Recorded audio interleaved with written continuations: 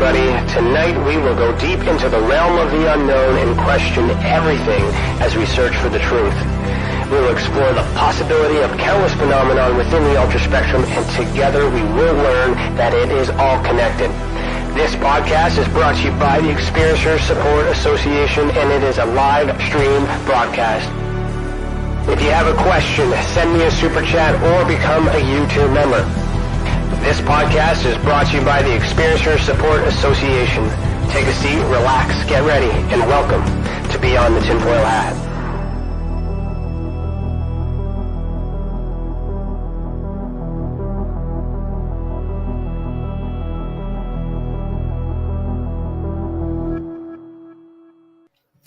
Hello, everybody, and welcome to Beyond the TinFoil Hat. Today is Thursday, December 1st, 2022, and I, Ryan Stacey, am your host this evening. I'm a licensed private investigator, a citizen journalist, and the director of investigations for the Experiencers Support Association. And welcome to the channel, and thank you for joining us this evening. All special thanks to our YouTube members and help keep this program free and for others and all the other experiencers out there. Remember, as a member, you get to ask your questions live here tonight. For all you non-members, you can send a super chat or send a tip on Rockfin, and then we'll get your questions there. Every little bit helps. At the end of the show, we're going to do an after chat with Stacey and our guest. And it is going to be interesting. We'll answer some questions together there. So tonight's discussion is about UFO research and government disclosure. Our guest for season 4, the season finale, episode 37, is Richard Dolan. Now, Richard is a very, very special guest.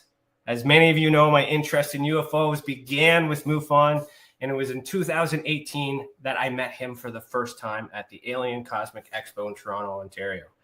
I finished my report measuring the valuable UFO data from MUFON Canada, and Richard heard about it, asked to sit beside me, and went over it with me.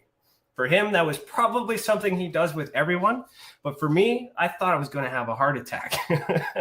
And I still feel like that right now. And I see him in the chat that this is surreal for me. I showed him my work. We took a few pictures and away he went. I remember, and that thought stayed with me through the whole day. And I had to do all these MUFON things. And he went amongst his thing and did all his things. And then I remember sitting at the bar at the event, after the end of the event, and seeing Richard alone for a minute. And I snuck out. I went there and I talked to him on the level. I had a private conversation with him, and I told him my theory about how we must investigate everything together, pay attention to everything because it's all connected. It was a great conversation. And then in the end, he ended up inviting me to be a part of his podcast in August 2018. So this podcast, Richard gave me the opportunity to talk about what I thought was going on. He encouraged me and he inspired me to do something bigger and better for experiencers. And I'm saying this because I know he's sitting there and I know he's listening. And it's just very important for everybody to understand that this man has influenced a lot of my decisions and things that I have done because he gave me the time and pulled me out of a dark place. So little did he know that I would take those words personally and hold them close to my heart. 4 months later, I exited MUFON and I had my first consciousness experience, which we've talked about many times in this show. With all those things, along with the support from my beautiful wife and CC's help over the last few years, we created the Experiencers Support Association based on focusing on the experiencers, which is what we were talking about then. Now, 4 years later, there's 4 again. On December 1st, 2022, add up December 1st, there's 12 plus 1, there's your 4. 444. Weird, right? 4 years later, our season finale. It is a grand honor to present and welcome Richard Dolan to the show. For over 20 years, Richard Dolan has been one of the best known UFO researchers in the world. He's the author of several groundbreaking books in this field, opening new ways of understanding this perplexed subject. His massive 2-volume history, UFOs and the national security state, have permanently altered our understanding of the history of UFOs and the government cover-up. He is the co-host of the classic book AD, After Disclosure, which opened an entire conversation on how UFO disclosure could take place and what that might mean for the world. His book, UFOs for the 21st Century Mind, remains the best single volume to discuss the full range of the UFO subject in all of its complexity. His most recent book, The Alien Agendas, is another unique contribution to the subject. is one of the few attempts to analyze the beings behind the UFO phenomenon by examining the long history of our encounters with them. Aside from being one of ufology's most engaging writers, Richard has been in front of the camera and microphone for many years and has spoken to audiences worldwide. These days, Richard is working on his third volume of UFOs and the national security state while managing an active website, richarddolanmembers.com, which features new writings, videos, and audio content by Richard every week. And you can get his links in the description below. So, Richard, put on your tinfoil hat. We are about to go down a rabbit hole. How are you? Hi, Ryan. I'm really glad to be here. It was very nice. I didn't know every single detail of the backstory of when we met, so that was kind of it was behind the scenes. And I thought, I got the opportunity to say it, put it on the record, and I mean that. You especially to the audience that listens to all these things that I've been doing, has been following me all these years. I just needed to tell you and everybody that you inspired this to happen. So it's touching, and it meant a lot to me. So thank you. Thank you. Hey, I'll just mention when you're reading my current project, I'm always working on volume 3 of UFOs in the National Security State, and that poor book. So every other little project that I decide to take on gets in front of it. Yeah. So I started working on a history of USOs, which I'm actually deep into. Submersible underwater, submersible unidentified object. And but then I put something in front of that I just finished, which was in addition to UFOs for the 21st Century Mind, which is a book I wrote almost 10 years ago. And I just finished yesterday 45 pages to add to that as an expanded edition. So basically catching ufology up for the last decade. So I've been busy, but yes, volume 3 of National Security State is definitely happening. Cool. Awesome. Yeah. So we're going to start with our icebreaker question, which comes from Cece, who runs our Experiencers Anonymous group. So her question to kick off the evening is, with all your experience in the field of ufology, since its foundations to present, what have you noticed as positive movement for disclosure? And what would you suggest may be the current / next disinformation campaign on this subject? Oh, what a great two-part question.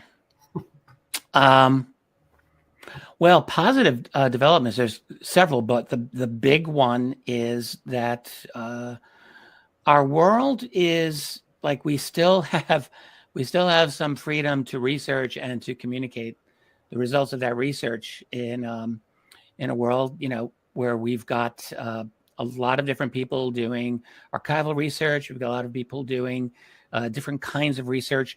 The leaks have really started since 2017, since the New York Times, Leslie Kean, Ralph Blumenthal did their work to talk about ATIP and the Tic Tac UFO. It does seem that we're still in a phase of movement. Now, that movement's got a lot of resistance from within the national security apparatus. And, I can almost see the same patterns emerging today that were emerging, say, back in the 1960s, when, most people aren't old enough to remember that. I'm not old enough to remember it, really. But what happened was, in the 60s, there was a big outgrowth of UFO sightings. It got the attention of Congress. It was a big thing. And there was a big expectation that something would happen. And what did happen is that the Air Force hired the University of Colorado to do a scientific study of UFOs, which turned out to be a debunking exercise. And what makes me think of it in terms of today is that back then the Air Force was really smart. The CIA was very smart. They took the initiative. They hired a study that was essentially a foregone conclusion, and they were able to slam the lid down on UFOs for many, many years after that. And I see a similar pattern happening today. So you've got the Pentagon, which is essentially playing this game of pretend, like as if we don't know what these things are out there. And we're looking into it. It seems like it's a new thing for us. Yeah, sure. Like UFOs never happened before 2004 with the Tic Tac. and the Nimitz case.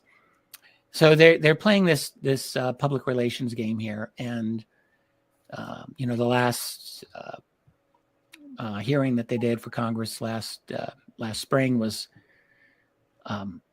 insulting. I mean, there were a couple of good things that came out of it, but the Pentagon's contribution was really, really poor. And I think that's the pattern. Now they've hired NASA to do a so-called study, and I think we know where that's going to end up. There's no way that NASA is at all ever going to come to a positive conclusion on UFOs. They cannot and they will not. So I think we're looking at a lot of the same types of developments. And, keep in mind, back in the 60s, it took several years for that whole thing to play out, from this great crescendo of sightings and hope that people had to the great disappointment in the beginning of, was it 1968, when the Condon Committee said no, or was it 69, 68? And so it took a few years, and it's taking a little longer here. We're starting in 2017. We're now 5 years down the road, but it could be playing out in a similar way. So we have to watch out for that. Yeah, interesting too, because on this side of the border, we've been kind of piggybacking off of that movement because, it's been in mainstream media, and me and a few other independent people are trying to push that narrative on this side. As of late, we've had a politician named Larry Maguire who's put questions towards the House of Commons to get answers and things like that too. So there's some pressure, but that couldn't have happened if we didn't have that conversation happening in the States. So even if that's right, there's this larger movement, I guess, this way around, but it still feels to me that it's going to end up with a nothing burger again. Now, in your opinion, if they don't provide us with anything, is it because they don't want us to know, or is there nothing to tell us? No, it's the former. It's they don't want to tell. Also, though, you could say that government, the inquiring bodies of a government, whether in Canada or the United States, it's very, very unlikely that they are going to have access to any of the information that they're looking for. For example, it's now becoming pretty clear that the whole purpose of OSAP and ATIP in the U.S., which started up in 2007, it sure looks like that was at least in part an attempt by a certain faction within the government, including Senator Harry Reid and people around Robert Bigelow.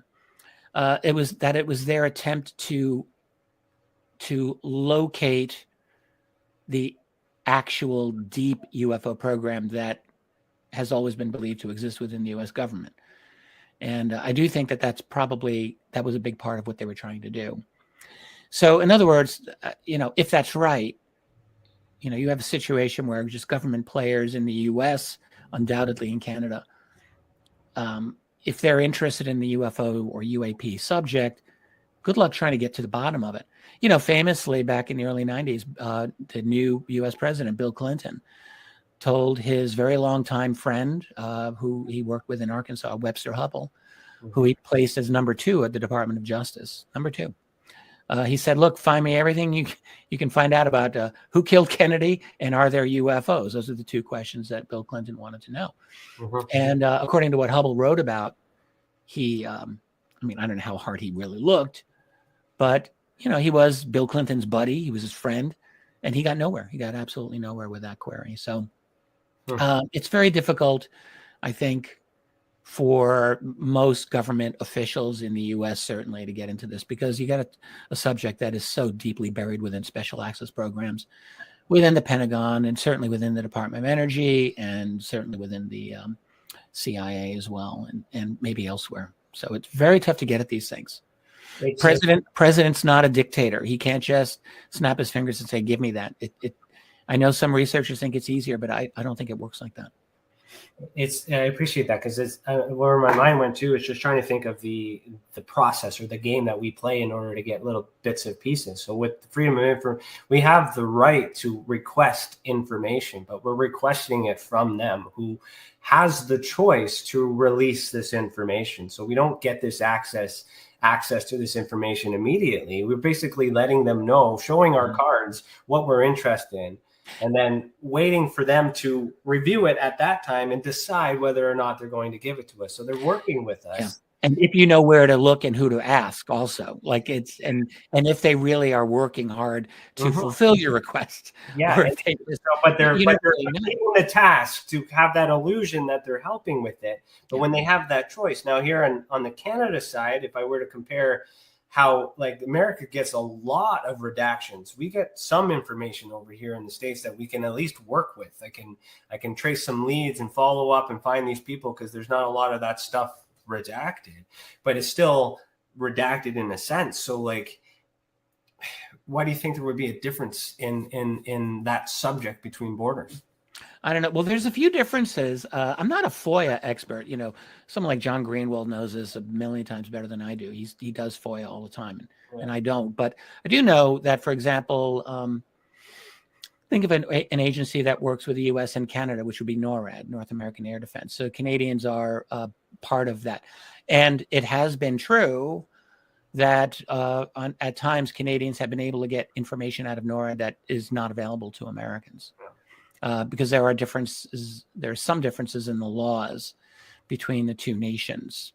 I don't know how much easier it is for Canadians to get information out of their government than it is for Americans to do the same here. I don't know the details on that. Well, assuming we're looking for the same thing and asking the right questions, I find it very easy to get a response. I'm getting evidence of investigations. I'm getting evidence verifying that a response was made by an unusual report. So there's evidence that our Canadian government is responding, but we're not getting any information that confirms what they're responding to. So that part's still secret.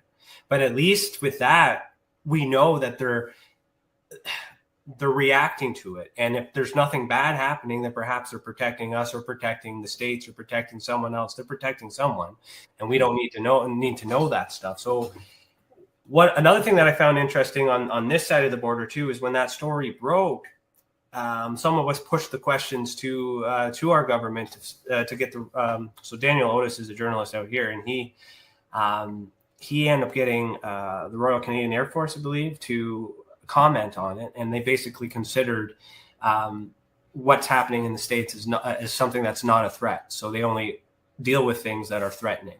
So that was in regards to the Tic Tac incident.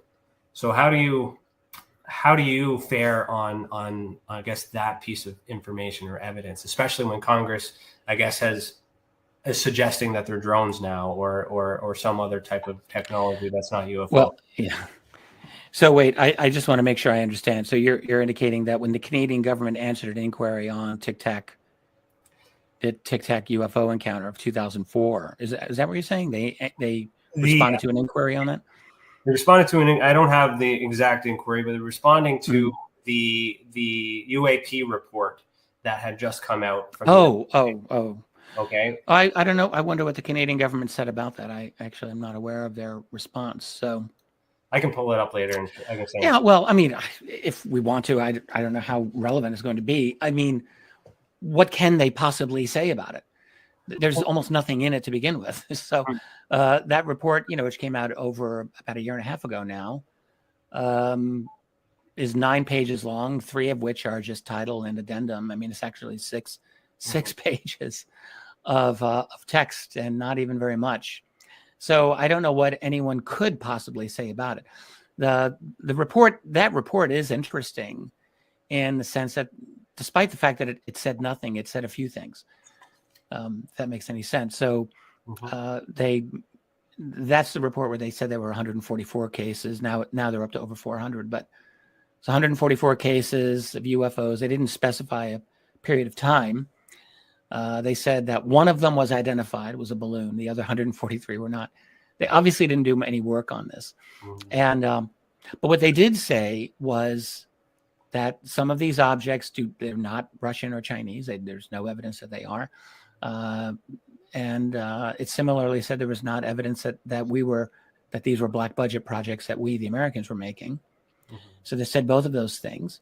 They indicated that the performance of these objects was extraordinary and difficult, or maybe even impossible, probably difficult to explain. They said that they constituted an air safety hazard. And there's one other main point, but so they did make a number of statements about UAP, as they put it, that are definitely something you can take home and work with. They didn't give any particular specific information about any particular case. In fact, they haven't done that at all. When they spoke to Congress last spring, there was hardly any specific information that they gave on any cases. So they're still not doing that. You mentioned, is the attempt being made to explain these as foreign drones? Mm-hmm. And I don't know if the U.S. government's being that brazen. For the U.S. government to actually say that these are Chinese drones, like, for example, some of the encounters off 2019 and 2020 off the west coast of the U.S., off the California coast, some of those came out. A few videos were leaked to Jeremy Corbell, and other stories have come out. They're very dramatic encounters. And there were suggestions by, I think over at the Drive, they made a very strong argument that these were Chinese drones, which I do not believe for an instant. Not even for a nanosecond. Or Russian, give me a break. Not at all. And the U.S. government is not smart about a lot of things, but they're smart enough not to accuse the Chinese and Russians of those UAP. Because to do so would really escalate the drama that already has existed. I mean, my God, bridges have just been burned with these nations. But also it just, I don't think anyone actually believes. Yeah, it wouldn't be Chinese a wise move to do that unless it was part of something else, hidden agenda, and all these other conspiracies that we could. Well, it would be. I mean, it's almost certainly not true. First of all, especially with the Russians, not a chance, and the Chinese, not. And when you're talking about anything off the East Coast, it's even more not a chance. It's absolutely not happening. So, in your belief, then. What is it? What exactly is happening? It's not Chinese. It's not Russian. It's not any other foreign nation. I mean, go back to the 2004 Tic Tac. I mean, even more so with that. If you look at the history of Russia and China in 2004, I mean, their capabilities for both nations are vastly better today than they were in 2004. In 2004, people forget, but Russia still was trying to get into NATO in 2004. Believe it or not. Putin was trying year after year to get into NATO, and the West kept saying, nope, we'll get back to you. Nope. Mm-hmm. So no, Russia's relations with the West were much more cordial and positive at that time. And China was just in no position militarily, technologically, to do any of those things. And neither were the Russians, for that matter. Russian military started getting an overhaul around 2008, not before that. So no, not the Russians, not the Chinese. You're looking at the Tic Tac encounter of 2004. The only other thing, if you want to say conventional about it, would be a U.S. black budget secret project, which some people still speculate. But look, you're talking about something that Fravor saw that thing depart. It went out of his field of vision within 2 seconds, he said. And he stated that he had a perfect line of sight, not less than 10 miles and maybe as long as 50 miles. So if you even say 10 miles, 2 seconds in 10 miles is 18,000 miles per hour. All right. This thing was on the water. And by the way, there was another object below it, a fairly large submersible object that we don't really hear anyone talking about. But the Tic Tac object was above the water, and Fravor, famously circling around to see it. The thing circles to match him and then shoots up at him and zooms off at a speed approximately of 18,000 miles per hour or more. Mm-hmm. Now, I mean, if someone's going to argue that this is classified technology, okay, fine, be my guest, but at least do us the courtesy of having a hypothesis of what science and what scientific principles and what technologies are being used almost 20 years ago to do that. And by the way, we have a perennial case of historical amnesia when it comes to UFOs.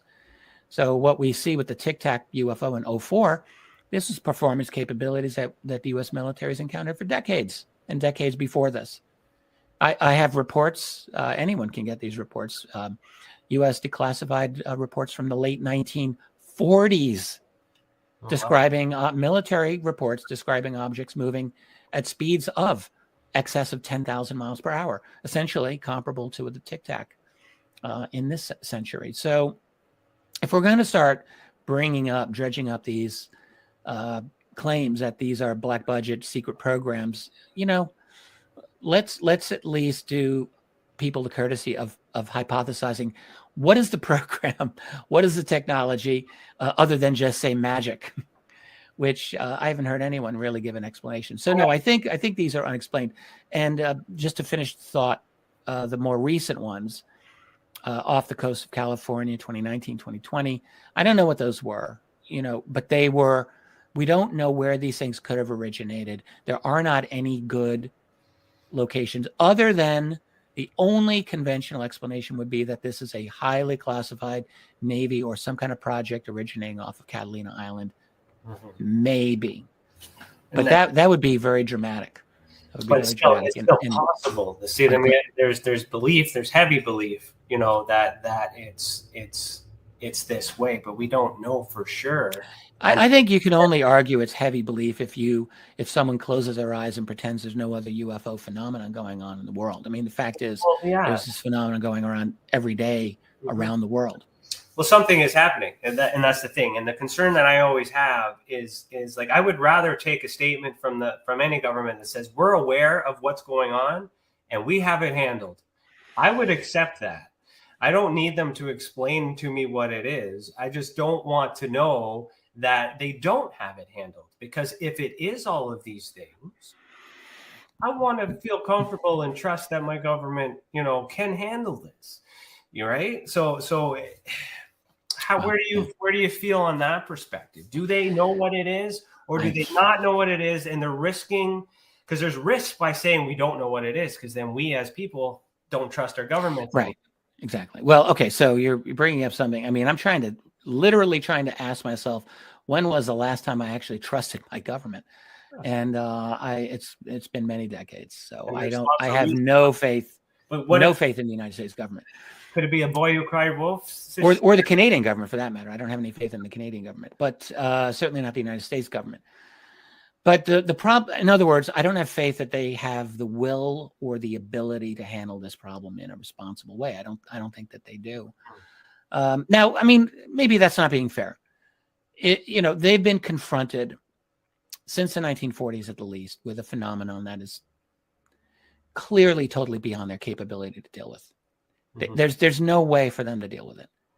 So let me give them a little more slack here and just say, put yourself in the position of the political leadership of the U.S. in the 1940s. So you're Harry Truman. Your generals say to you, hey, we've recovered some technology that doesn't seem to come from this civilization, and bodies and beings that don't look human. So you're given this incredible information. And how do you deal with that? Do you tell the world? I mean, you may want to, but I can guarantee your advisors will say, bad idea, sir. Yeah. You tell the world you've got this. Now you're going to let the Russians know that we got this exotic technology. We don't even want to share atomic weapons and technology with the Russians. We're sure as hell not going to share exotic tech like alien. So they're not going to do that. And they didn't do that. Instead, what they did is they played the denial game for as long as possible, and are still playing it. And then the problem with UFO secrecy is that it develops its own momentum, its own power, and its own money. Right. I mean, this is technology that you're holding the future in your hands, and at least in principle. Why would you give that up? That's a lot of power. Yeah. You pass it off to your trusted people in industry, and you say, study this, and come up with something. Tell me what you've got. And I think that's a real moneymaker, and that's a lot of great ground floor investment opportunities too. So there's no incentive for giving this up. Also, the disruption of this phenomenon should never be underestimated. We all believe, I believe, and you believe, and I'm sure probably everyone, or just about everyone listening, thinks that yes, we should have the truth out on this subject, and we ought to. But those people who've got this information, some of them at least, are probably smart enough to realize this is a very disruptive subject. I mean, for a lot of reasons. First of all, they can't control it. So by acknowledging that this is real, politically speaking, that's a really dangerous thing to do, because when you acknowledge something's real, now you become the one responsible for dealing with it. And if you have no way of dealing with it, then now you've just got this albatross hanging around you. That what do you do with that? Back in the 1970s, when cattle mutilations became a thing for the first time in public, like a really big thing. I mean, they'd been known since the late 60s, but it really kind of blew up in the mid 70s. And in the state of New Mexico, there was an independent, a state-sponsored study of mutilations. That was such a farce, frankly. And the conclusion was, well, it's just coyotes and natural predators and this type of thing. But the state of New Mexico could not possibly acknowledge that this was something beyond that, because they had no way of dealing with it. So you just deny, and that's where the United States has been, and the U.S. has dominating influence over most of the nations that we call the collective West, and that includes Canada, and includes the entire EU. The U.S. is the 500-pound gorilla that sits on top of everyone. So they're not going to say boo unless the United States national security state allows them to. That's a fact. We don't have a world of independent sovereign states like we think we do. So then it doesn't work like that. So then it's handled, it's managed. So it has to be managed by something. So is it being managed by a government, or is it being managed by something else? No, it's beyond a government, I would say. Okay. When I look at all the U.S. presidents, so we've got Biden now, we had Trump, we had Obama. You go all the way back. Presidents, they're either corporate financial team players, like we'll start with Clinton, like Clinton was, George W. Bush was, Obama was. They're all corporate people. Trump was the outsider who was literally had to be taken out because not because he was racist or sexist or any of that stuff. He had to be taken out because he was not fully on board with the neocon and globalist projects. That's a fact. And that's why they went after him. Biden is, objectively speaking, probably the weakest U.S. president we've had since James Buchanan, which was the guy just before Lincoln, which led to the Civil War. Biden is completely run by the neocons in Washington. So these are people who are either literally puppets of puppet masters, or they have the gift, as Trump did, of just enraging everyone around them and being hated. So no, U.S. presidents, I think, do not. And plus, U.S. president cannot possibly manage the world of special access programs. There's just too many. There's probably hundreds of them. They are deeply, deeply secret, and they demand deniability in many cases by a president. So the president's got to meet with the press, shake hands with the dignitaries, pose in front of the cameras and all of that. And when you're 80 years old, particularly as our president is, he doesn't. So who's running it is the question. Well, that's the $64 trillion question. Who's running it? I don't know. I think you've got some of these people probably go to Davos meetings, and they probably go to Bilderberg meetings. Some of them. Beyond that, I wouldn't hazard to say who the names are. I would guess at some point or another, someone like Henry Kissinger would be a yes for the program. Someone like George Bush Sr. has long been was believed to be deeply knowledgeable. So it's interesting too. So it's still human control. It's still higher level human beings in a different category that are running it. So is there? Well, as far as we know, I mean, look, we're in a hall of mirrors with this thing, right? Yeah. We're in a hall of mirrors. So does UFOs mean ET, extraterrestrial? Does that mean? To me, it does. Yeah. Yeah, I think so. That doesn't mean that there aren't weird things about it. It doesn't mean that they don't have access to highly exotic science. It doesn't mean that they don't know how to play games with space and time in ways that we don't know how, or at least we don't seem to. So they can do a lot of things that do seem magical. Now, look, there are definitely things about this phenomenon that seem beyond even extraterrestrial. Yeah, I would say that. Like, there are things about this. You look at places like some of the like the famous Skinwalker Ranch, but there are other places that seem like potential portals as well, where there's bizarre activity. I know, we can talk about this. I know you've studied at least one of them in Canada. And so there are places where the barrier is between our reality and some other reality is thinner. Is that possible? And I think the answer is, yeah, it is definitely possible.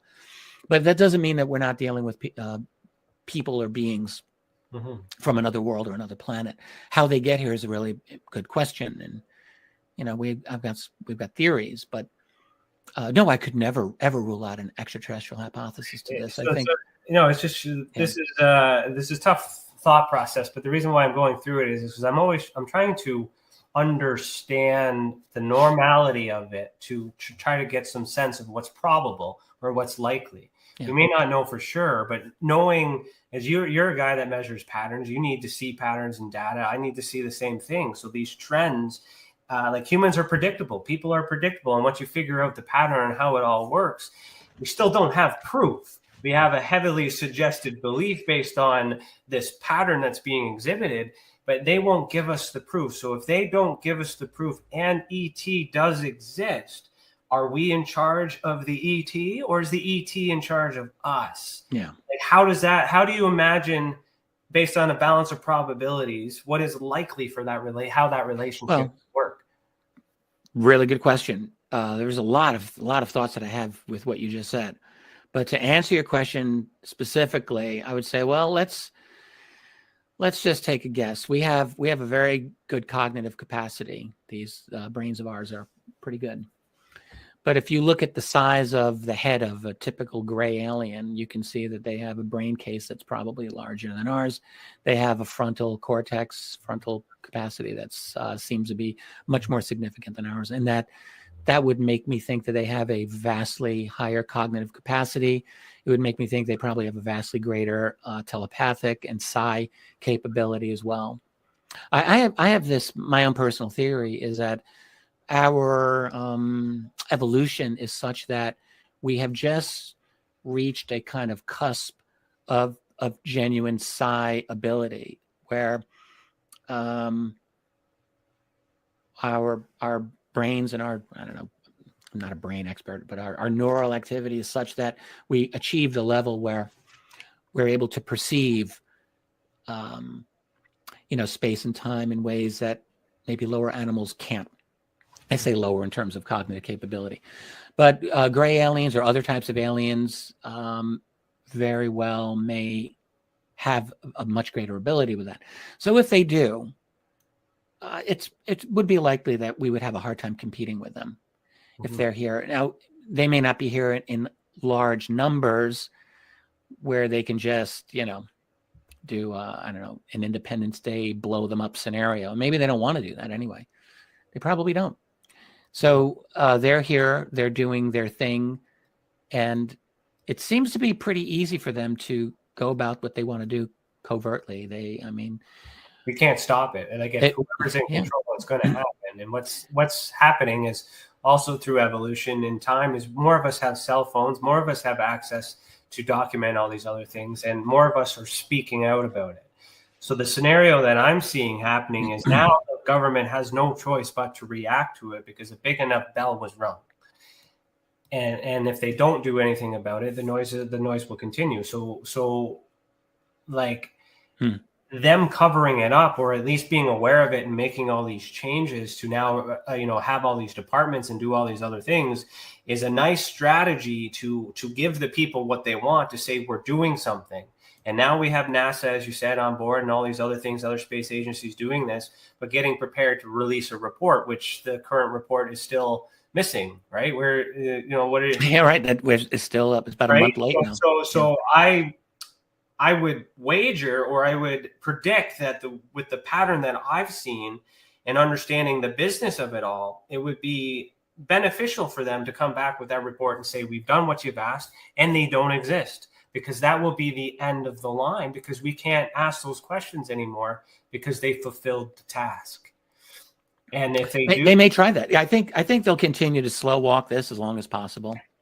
What do you always think that report's missing? Why is that report not? What's the story behind the deadline? I don't know. I mean, I wouldn't hazard a guess just because I don't have any inside contact on that. But there's a couple of reasons why it could be. You're dealing with a bureaucracy. You're probably dealing with people who are definitely not experts on the subject. I would seriously doubt that you've got any genuine experts making that report. You've got people who are probably knocking on doors of various military agencies, and it's unclear how much cooperation they're actually getting. We don't know. I do know, like 30 years ago, when the U.S. Congress was investigating Roswell in the early 1990s, they got unbelievable levels of obstruction from the U.S. Air Force for that. I mean, really significant obstruction. The Air Force just did not cooperate with Congress on that investigation.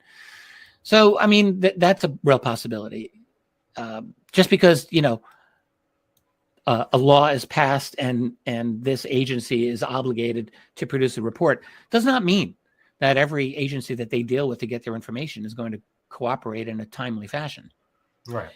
So that's one possibility. I'm just guessing. I don't. And if they're delaying it, it's the why too. So are they delaying it because it's a secret and they need more time to cover it up, or are they delaying it because there's so many other problems to worry about and this just isn't important to them? Because, well, I suspect that there's a conflict of interest going on. I think we've been looking at a power struggle on this matter going on for more than 5 years now.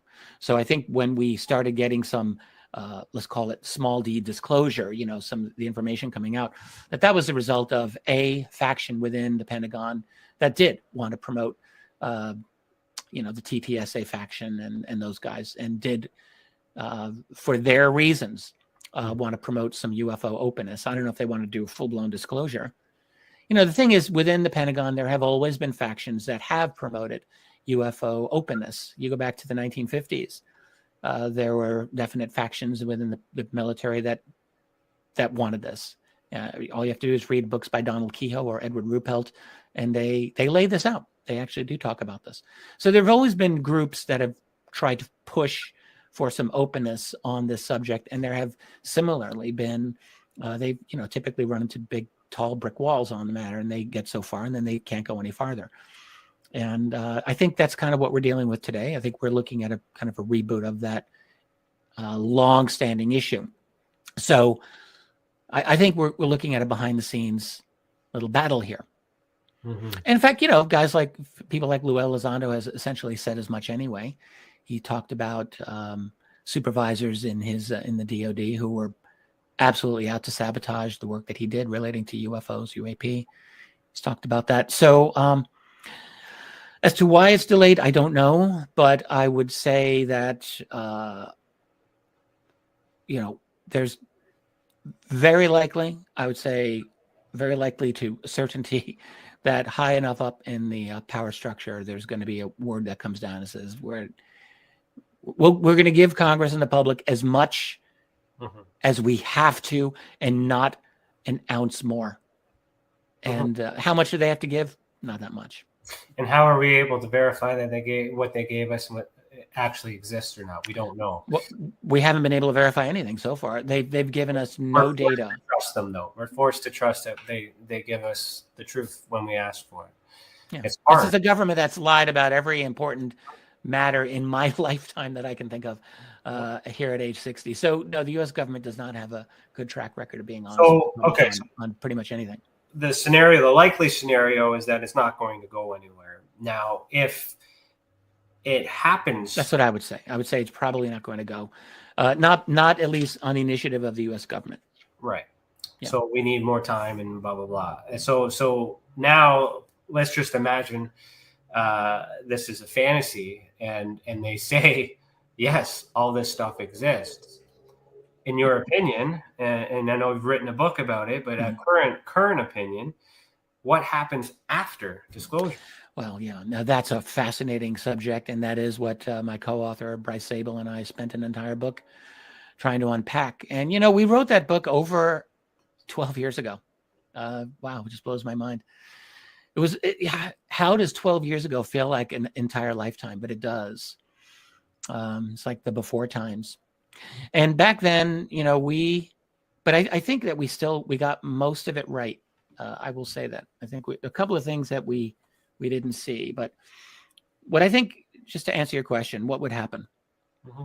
So if the United States president were to make an announcement and to say something like this, turns out, folks, I just learned that UFOs are real. Wow, I had no idea. And some of them don't seem to come from our civilization. So if he were to say something like that, I used to make a joke years ago. I'd say, well, one thing he can't do, one thing he would love to do but can't do, is say, well, that's all I got for you. I'm going to take a 6-month vacation. See ya. Because there would be a lot of follow-up questions. Yeah. People would be asking. It's like, whoa, wait, what? Aliens are real? Do we have anything to worry about? So there's a lot of questions are going to happen that a president or any world leader is going to have a very difficult time dealing with. The first question people are going to ask is, do we have anything to worry about? Are these aliens friend or foe? That's clearly going to be the first question. The next question, and how do you answer that, by the way? Because, I mean, what is the answer to that? What if you've got multiple groups? I think that there are multiple groups here. I think that humanity right now is the greatest show in this quadrant of the galaxy. Us. I think we're with the action. We're jumping into a new phase of existence. I'm not sure it's a good phase, by the way, but who cares what I think? It's happening whatever I think. And we're leaping into their world, and we're doing it. You know, you realize just over 100 years ago, we didn't even have cars. We didn't have electricity. Just about 150 years ago. Yes. And suddenly, in this fast, cosmically, we're having this conversation, video in different countries, and we've landed things on Mars, and we've sent probes out of the solar system. Good grief. So this has all been fast. So I think what we've done is we've drawn in any group that is able to observe us is doing it big time right now, because we're the show, and I think we're interesting. So I think we're dealing with more than one group. And so if you're the president or the prime minister, how do you tell your country what is actually going on, and how much can you tell? And then the other question some people may want to ask is, whoa, how have you lied to us all this time? When did you actually find out? You telling me all these UFO people have been right? Are there abductions? Do you have classified technology? Do you have alien craft? Do you have the Roswell craft hidden in Area 51 or somewhere else? Like, all of these questions are going to come through. And then here's another thing. We are in an era now in which you and I are not allowed or not supposed to believe in conspiracy theories. We're told this every single day. Well, you tell me, what's a bigger conspiracy theory than UFOs? Is there anything that's bigger? So can you imagine a president somewhere in the collective West answer that question saying, don't believe in those other conspiracies, but yeah, actually UFOs are real? It's like, wait, what? People are going to be wondering, what else have you lied about? At least some people will. So it's a really difficult political question. It's the most difficult political question. And it would make sense for them to hesitate. It would make sense for them not to want to give it up, but that means it's handled, because there's not going to be a consequence to them not telling us the truth unless they have control and they want us to know. And, you know, you expressed some very, very laudable notions a little while ago about, you know, wanting to trust your government. And yeah, I would like to trust my government too. I don't think that's ever going to happen again, but I would like to be able to do that. And the thing, though, is it's very, very important for everyone listening to understand that our ability to question and challenge our government on matters like this has got an expiration date on it. I don't know exactly what that date is, but it's got an expiration date on it. I think this is relevant for ufology, which is that we are definitely, I cannot say this strongly enough, in the middle of a worldwide global revolution. I think we can all feel it. But what I don't hear is a lot of comprehensive analysis about the nature of it. But we are I think COVID kind of amplified it and sped things up dramatically, but it was already happening. But now it's really happening. I think COVID set an example of how we would react to a global threat. And I think the response to how we reacted to that could add to the hesitation as to why they want to tell us that UFOs may exist. Well, I think of it as a test run or a dry run, a rehearsal, and basically a bunch of trial balloons put up by governments to see how far they could go with a lot of draconian measures, and turns out they can go pretty darn far. What I'm suggesting is that how long will it be?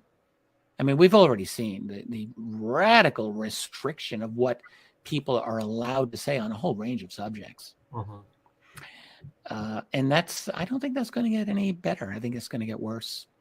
I think I'm not going to get into the whole worldwide political situation with you because I don't want to ban your channel.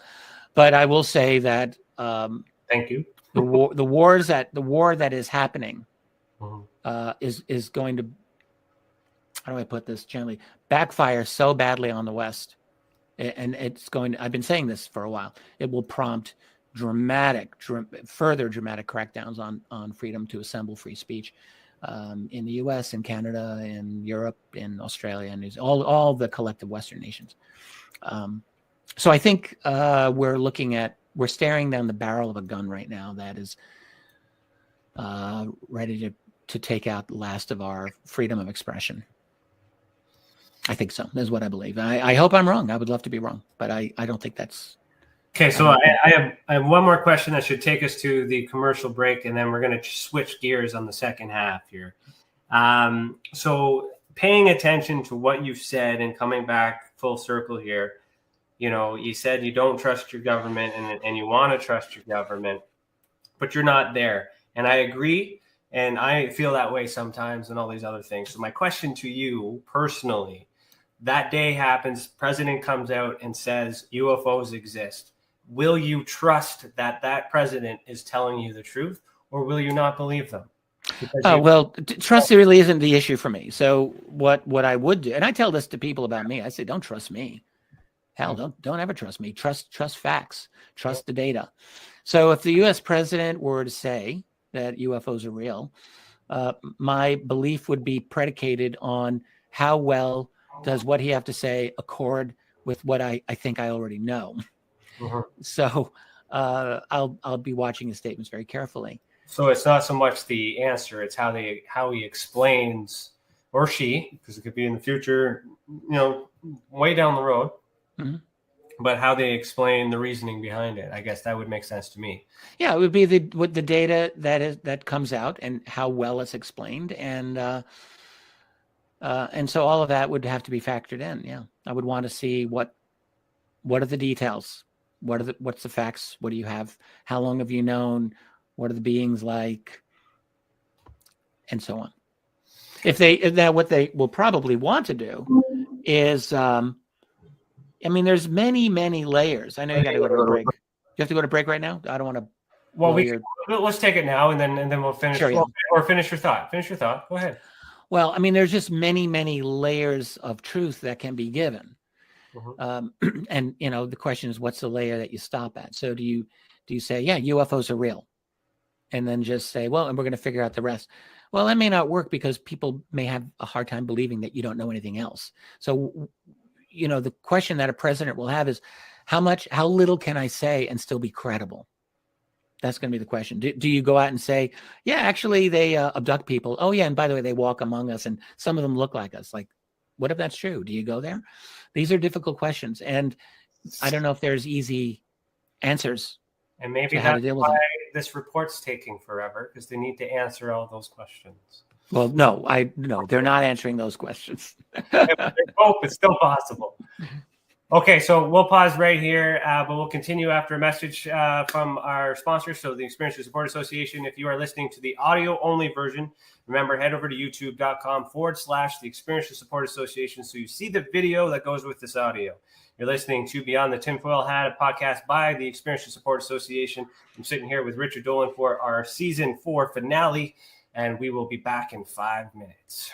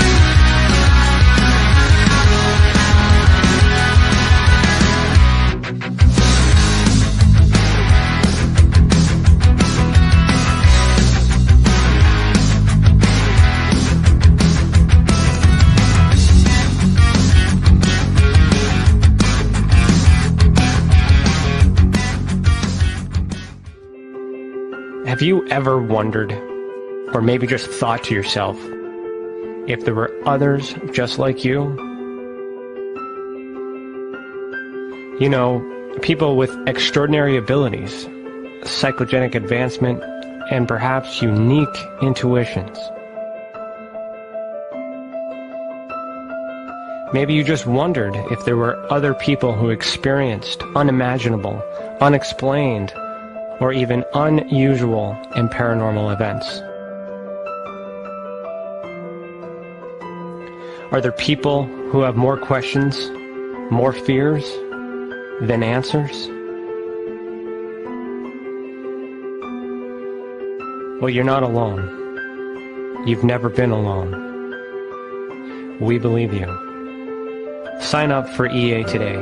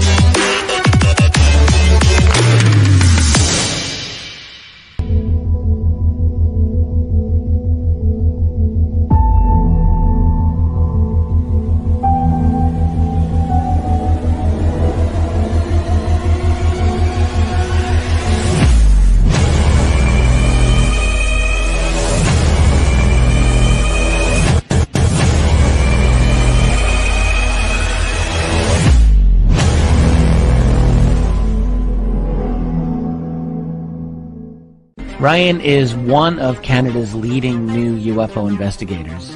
He conducts and oversees UFO investigations on a constant basis.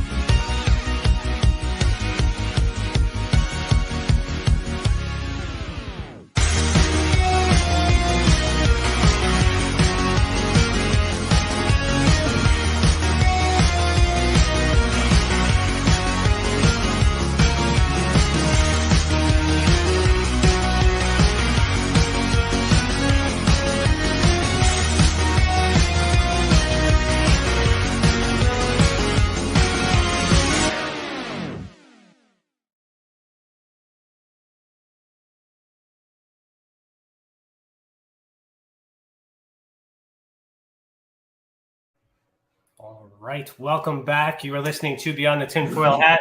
Have you ever experienced an unexplained event involving the paranormal, UFOs, extraterrestrial, dogman, or any other paracryptid? Head over to our website, experienceyoursupport.org, and submit a report.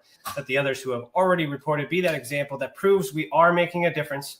And if it wasn't for these reports, we would not be able to do what we do. And for that, we thank you. And if you're wondering where you can get a hat like this that I'm wearing today, please visit www.tinfoilcap.co. Every purchase goes to support the Leak Project from Rex Bear. Thank you so much, Rex, for this hat. All right. Can't believe that hour went by so quick. It blew my mind. It was so fast. I was so anticipating this all day. Hey, and you know what? It was nice to hear my little promo of your work in the during the break. That was kind of cool to hear that. I kind of snuck that in for a while there. So now that you hear it, do you remember that 4 years ago? Do you remember that conversation? Yeah, I remember we talked about it. I didn't remember saying what I said, but I remember what we talked about. Yeah. Do you still feel that way? Yeah. Yeah. Don't edit the photos and videos, especially. Yeah, especially exactly. Mm-hmm. So it's interesting. This is where I wanted to switch gears too, is because what we just talked about is what everybody knows about and what everybody's interested in. But what brought us together was this concept and idea of paranormal and consciousness being connected to the ET phenomenon. And that was a theory that I had then, and I've worked on it and shared my work with you and all these other things over the years. And now we're here. So in your opinion, now with what you know, where does this word paranormal fit in terms of everything we just talked about for the last hour? I think, what a great question. I think we as human beings, we have certain advantages and certain maybe permanent liabilities or handicaps. Maybe not permanent, probably not permanent.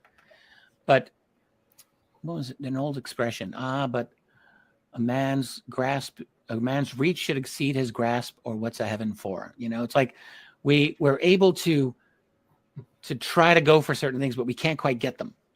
And one of those things is what we call the paranormal. We, because we, typically perceive reality with the senses that we know of, but there is a sixth sense. There's a psi sense. I am certain, just as you are, that it exists. But the question is, how exact does it perceive, and how well do we perceive? I guess what I'm getting at is, I think if that sense were stronger in us, a lot of what we consider to be paranormal probably would seem perfectly normal to us, but we're not quite there. It's like, if you have an animal in your house and you leave the house to go to work, your creature doesn't know where you're going because it's a dog or it's a cat. Like they don't know these things because they can't. Their brains work in a certain way, and they, if they were to ponder it, it would be a mystery to them. They would have no idea. And that's kind of the case with us at a bit of a higher level. We experience things that we can't fully grasp. So I guess what I'm saying is, UFOs do fit in the paranormal bucket in a sense, because there are things about this phenomenon that we don't fully know how to explain. We're getting there in a lot of ways, like in terms of the physics of how these craft might operate. There's some pretty good theories out there in terms of how a Tic Tac UFO can instantly accelerate to 10 or 20,000 miles per hour without leaving an exhaust trail or heat signature. We do have theories about that, and they may turn out to be true. But there's other things about this that are just really, really advanced. You have what's been called the Oz effect for many, many years. That is, there's a strangeness that happens to people a lot of times when we have these encounters. Not just missing time, but that's one of them. But it's like time can slow down, or things seem weird, or beings can come through walls. And how does all of this work? Are they able to just do this through very advanced physics, or are they interdimensional beings in ways that we don't even understand what that means? I don't know. But I think there's a good chance that there's a dimension of reality that we don't really understand, because we probably can't. It's probably just at the edge of our understanding. Or maybe, and if they say UFOs exist, then that exists too. If UFOs exist, then all this paranormal possibilities that we think of exist as well. Well, I guess it depends. The devil's in the details. Does that mean ghosts exist? Well, there, you can have a whole argument separately on ghosts and EVP and things like that. I actually do believe ghosts exist, just as a personal matter. I had an experience when my father passed away, and at that very moment, lights in my house just went on and off, nonstop. Wow. 150 miles away. And 15 minutes later, my sister called and said, "Hey, our dad died 15 minutes ago." It's like, whoa. I don't think that's a coincidence. I mean, you can tell me what you think, but I think that was my father somehow figuring out a way through consciousness, getting in my wiring and saying, "Hey, Richie, look over here." Or perhaps, I think that's what he did. Perhaps you were very upset and thought and worried about it, and you expelled the energy, and the lights flickered because you felt it at the same time. Well, maybe if I felt it, it was at a very unconscious level, because I didn't know that he had died. So, but I mean, I got a few other stories like that in my family. My point is, I do believe in things like that, and I don't know how to explain it. Like, right. I wouldn't know how to explain how did my father go across the New York State Thruway and instantaneous and know where my house was, and know where my wiring was, and know exactly how to get my attention. I don't know, and I don't think I'll ever know that one. So, but to say that UFOs are real, yeah, I mean, Would it say that the rest of the paranormal is real? Maybe it could lead to it. Let me clarify. They would have to say UFOs exist and they're associated with extraterrestrials beyond our whatever. But if they say UFOs exist and it's our technology, then that wouldn't link. I don't think that would justify an explanation for paranormal as well. Well, yeah, it would also be very difficult to sell that to researchers like myself and probably many people, because that would be that's a big ask to have people believe that, because it requires that we forget that there was a whole 20th century history of UFOs and a long history of declassified documents that prove that the U.S. military had been scratching their heads and been very concerned, gravely concerned about some of these events. So the U.S. government would have to explain how they've been playing these types of games with their own military for 80 plus years. Or they have to explain that they've been working with them this whole time, and then have to explain what we get in return for doing that, and also how to explain. Were you playing games in South African airspace in the 1950s, or in Russian airspace in the 1970s and 80s, or before that, or Japan, or the Middle East, or Europe? I mean, or South America. It's a huge thing for the United States to say, yeah, it's our secret project. There's a lot of credibility that they'd have to overcome. Now, look, we have dumbed down the education level of this world to such an extent. I mean, I hate to sound cynical, but there's not a lot of education on this, or really on many topics, frankly, and there is in certain ways, there's a lot of passivity, frankly, among the population. But there still would be a lot of people who would have a hard time accepting that explanation from the U.S. government. Now, they may not care. They may get to a point where they're able to lock down the internet to an extent where they don't have to worry about people like myself or yourself or anyone else. They might just be able to get away with what they want. I've said this for years. I think it's like a foot race between our elites, we can call them that, and us. And whoever gets to the finish line first wins. So if we get to the finish line first, that means we have a leak or an exposure. Let's say exposure rather than disclosure. We expose some information that they cannot deny. That wins the game. That's a checkmate for us. If they get to the finish line first, that means that they get to lock down the internet sufficiently and control the flow of information sufficiently so that researchers like ourselves, we can talk to her blue in the face, but it may not matter. So that's the game that they're trying to play, I suspect. So I'm going to kind of lead into the experiencer part in the sense, because this is the Experiencer Support Association, of course. It's very important, very important. And we are talking about the reality of the way that it is. But for those who have had experiences that want to get that, as much as we want to get that answer, and if we're not going to get it, then individuals like us who have the attention of people, have the ability to encourage the same people that want the answers on how to survive knowing this information. Mm-hmm. So in your opinion, what is your message to those experiencers that are having these phenomenons? They're not going to get this answer as what we so desperately want to have, but how do we survive, or how do we move on so we just forget about it and we're not waiting for it, and just— It's a great question. And just raise the vibration, Great question. Well, there's a few things. So one thing that I don't think we can do is stop these other beings from doing things to us if we don't want them to. Now, I may be wrong. There are people who have argued that you can banish them through, psychic ability.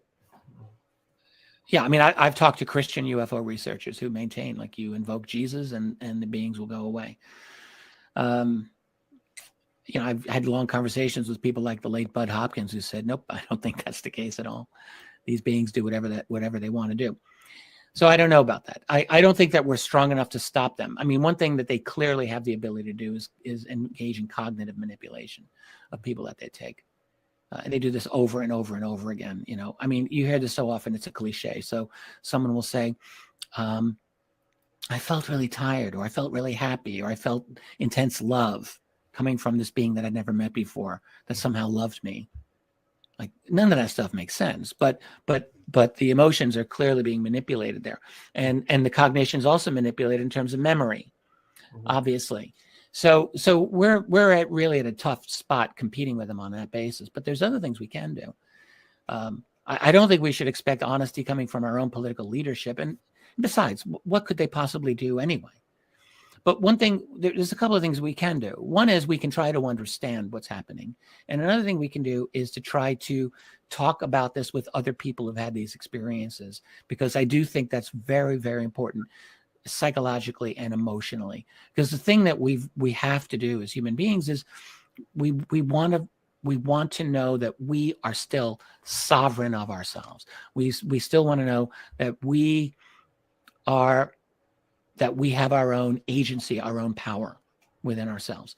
And, the fact is, throughout all of human history, human beings have dealt with forces that are certainly beyond their ability to control. I mean, whether it's alien abduction or the fall of Rome or anything else you can think of, things have happened beyond the scope of ability of people to stop.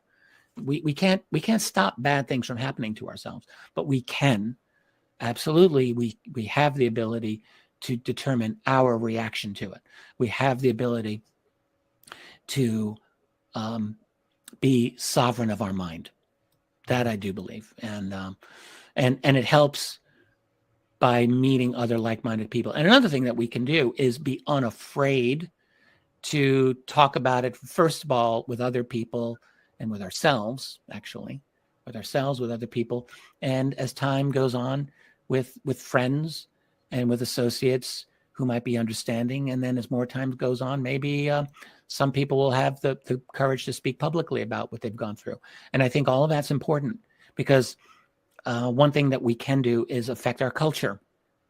If we cannot affect our politics immediately, which again, I wonder what could they do anyway, but we can affect our culture, and we can at least do what we can to make it so that people don't feel so isolated and so atomized. I mean, you think about the trauma that is involved. Now, not all experiences are, not everyone believes that their experience is a horrible thing, but for some people they do. For some people they absolutely do. And you think about the trauma that they feel. This thing happens to them that they can't understand, that keeps them awake at night. They can't fall asleep without the lights being on or without a lot of loud noise in their room, because they're so psyched out by what happened. And it goes on for their entire life. All right. This messes them up. And on top of that, they can't talk to anyone about this. If you were the victim of any other kind of a crime, you could tell people. But alien abduction, that's a tough one. Even now, even in 2022, that's real hard for people to talk about. And it's so intensely personal. And sometimes the things that happen during that procedure are deeply, deeply upsetting to them. And so the one thing that we can do for these people is let them know, hey, you're not alone, and other people have experienced this, and we do understand, and we are here for you. And we have a shoulder to cry on if that's what you need, or someone to listen to, or we can try to puzzle this out and think it out together and figure out what the hell just happened to you. Like, all of those are valuable. All of those things are valuable. Even if we can't stop them, if we can't do that, we can do these other things. And those things matter. And that is basically the founding principles of the Experiencer Support Association is creating. I had that assessment then, as with all the bad stuff we talked about, all the guilt and stuff I had with just focusing on UFOs and not focusing on the people, all those struggles I had that you talked me through to focus on the people and all these other things, that gets carried through. And our motto with the Experiencer Support Association is, you're not alone, we believe you. Yeah, it's important. It's really important that you do this. And it's valuable. And there's other people that provide those supports as well. But what's important is that the experiencer at least feels comfortable and validated enough to be heard. And the challenge is giving them advice and answers in order to explain what's happening, which is why this disclosure part is important, because that's a source where we should get that information from. Well, I agree with you. I mean, you know, I don't want to make it sound like, oh, it's pointless to do that. It's not pointless to try. Look, the thing is, we live in a society where, in theory, the government is responsible to us as citizens. That's the theory. That's the concept. Now, in reality, maybe not so much, but in theory, it is. And for me, that's not something I'm willing to let go of. And so what I say is, it's of paramount importance that we do everything we can to hold our governments accountable for the truth on this subject. Because otherwise, we're just rolling over and giving up, and basically saying, yeah, it's a total authoritarian society, and posing as democratic, but it's really not. See, we don't want to do that. Well, these are big world, big scale problems. So what we want when we're fighting for disclosure is a universal global answer to cater to the entire population of this earth. But as an experiencer, they may not need disclosure. They just need to be believed because it's their personal experience. So if they believe it to be true and they're living a life, positive actions and things like that, do they really need disclosure?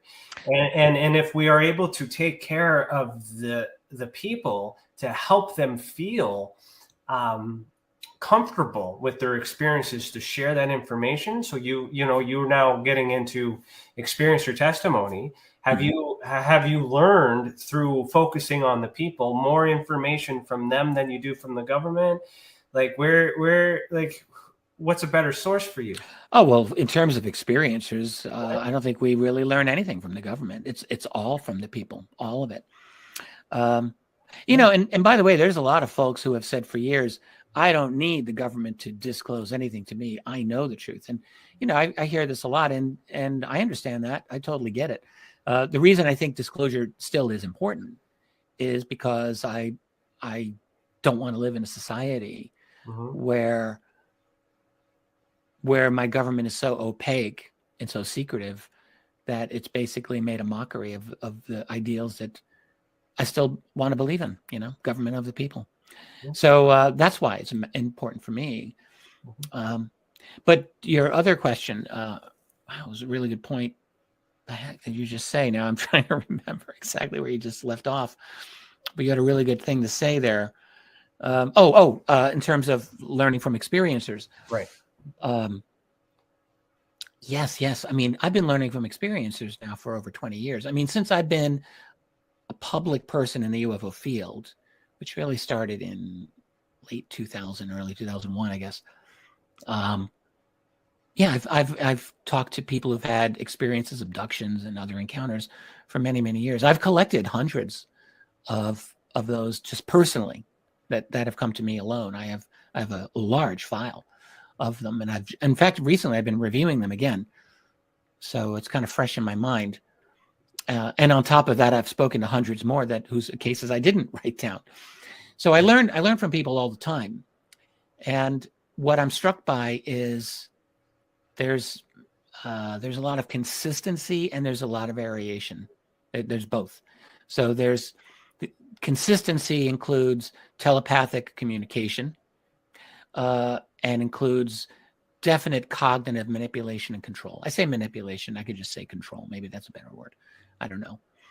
In other words, and also I see a lot of cases of this phenomenon starting out when the person is a child, like 5-6 years of age, that type of thing, or even younger sometimes. So that definitely is. Those are all recurring patterns. I've talked to people who've had experiences with totally alien-looking beings, and I've talked to individuals who've had experiences with totally human-looking beings, but who do all the things that the aliens do.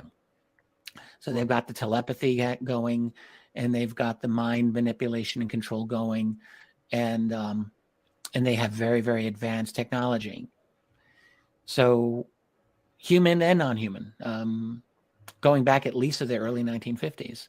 Some of the folks I've talked to were children in the early 50s, and they described these things to me. So, and I guess what I would say also is there, there's a definite interest by these other beings in aspects of our biology and also of our mind.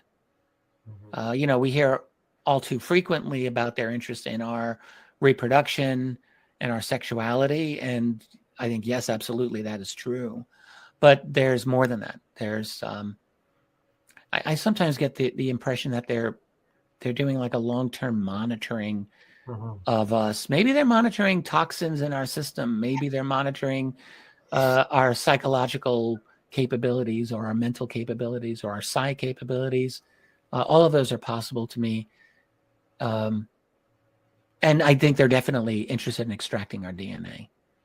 I think our DNA, this is just a thought, but our DNA could be quite lucrative on the interstellar market for all I know. So maybe they're taking some of that. One amazing thing about Earth, let's not forget, yes, there's probably a lot of life in the universe, sure, but that doesn't mean that most planets are like Earth. Probably most planets are not anywhere near as cool as Earth is. We have an unbelievable superabundance of life. We have a very large moon that has helped us in the stability of our climate and also in a lot of other interstellar dangers that I probably don't know about. Like the moon's really been like, that's a nice roll of the dice for us. So, and we're in the Goldilocks zone. So even if an alien species wants to extract precious metals from another world, even for them, it's probably nicer to come to Earth because they're not going to boil, they're not going to freeze. It's not like being on Pluto. So we have a lot of attractions. Plus, we have Homo sapiens that we're not like any other species that's ever existed on this planet. That's just the reality. We the light bulb went on in our consciousness a little more than 60,000 years ago, I believe, around the time that we developed art, music, ritual, advanced weaponry, and very advanced stoneworking. Like all of that happened around that time. So something significant happened to our species mentally. And ever since then, we're kind of like an artificial species. We don't just use fire. We don't just use spears. We use all kinds of technology. And we've created an artificial world that has supplanted the natural world that we live in, that we evolved in. Now we're now evolving in an artificial world, an unnatural world. You have to wonder how that's going to affect our evolution moving forward. And now, considering the fact that we're directing our own evolution through CRISPR and other genetic manipulation, what are we even going to look like? My point in saying all of this is, we're pretty damned interesting to any alien species that's come here. People all too frequently play us down, and they'll say silly things like, what could super intelligent aliens have to do with human beings? We must be like ants to them. And I'm like, no, I don't think so at all. I think we are leapfrogging over ourselves, as it were, and we're leaping into their world, and we're probably coming to a plateau. We haven't reached it yet, but that's what the last 200 years of science and technology have led, and it's leading us now to transhumanism, and it's leading us into very strong artificial intelligence, quantum computing, nanotech, 5G, 6G, total surveillance, a surveillance state where privacy is a thing of the past, and we're turning into a hive mentality. Like you can see it happen all around you. So we're turning into something totally different, and that's going to be of great interest to any species. So many thoughts came in here, but I'm just trying to direct this. But let's throw another theory onto this table.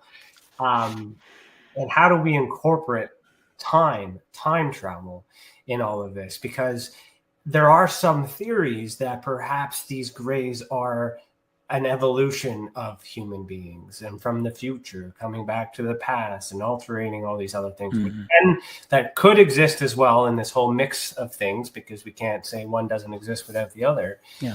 So how would you factor time travel in the mix of all of this stuff we're trying to unravel? I just got to say, I love these questions. The TinFoil hat, by the way. I feel like I should have a beer. I'm drinking water with electrolytes. Oh, I that's shouldn't. okay. We No should one be would at a have bar known. having a beer. Yeah. Here's what I would say Those about time travel. conversations got us in trouble. Remember that. That's right. Those were good times. That's right. That's right. We can't talk about that stuff here, though. Well, I would say I do have a thought or two about time travel. I would say that if time travel ever were to happen, it could not happen in one dimension of reality. So let me just explain. So let's say we wanted to go back in time and I don't know, kill baby Hitler. Everyone wants to do that, or do something else in the past. It doesn't really matter. For you to go back in time would mean you're not just going back in time on Earth in your city or wherever. You have, because what is time? What is a moment? One way you might define a moment in time is the position of every single thing with every other thing in the universe at that moment, because it's all in transit. So like that includes the cells in your body, that includes the position of the Earth in relation to the sun, the position of the sun in relation to the center of the galaxy, the position of our galaxy in relation to all of our galaxies. Like all of that is in constant changing and never to be repeated ever again, ever, once it happens. So to truly go back in time in this dimension that we live in would mean you'd have to rewind the entire universe back to that moment in time. And that just can't be possible. That cannot be possible. So instead, what might be possible is you have like an infinite number of dimensions, like some people theorize. There's a theory that there are membranes, or brains for short, the membrane, that's the boundary of this dimension of reality. And like 6 inches from your nose is actually another dimension that you can't see it, but it's you. And it's, there's one theory that every single decision you make splits off into an alternate universe, because there's a choice. There's a universe in which you didn't do that thing. And what's that universe? And so it just goes on infinitely. If that's true, I don't know if that's true, but if that's true, the multiverse, right? You could theorize that maybe you could go into someone else's universe if you could figure out how to go back in time.